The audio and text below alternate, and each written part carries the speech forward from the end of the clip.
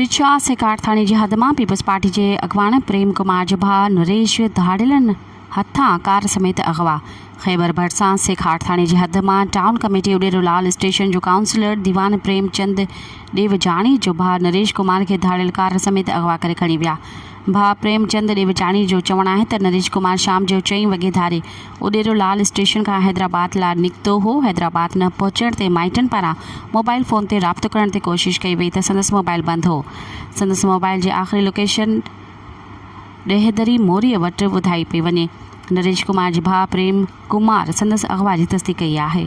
मज़ीद ख़बरनि ऐं तफ़सीलात लाइ विज़िट कयो असांजी वेबसाइट www.awamiNewsHD.com ऐं ॾिसंदा रहो अवामी न्यूज़ HD।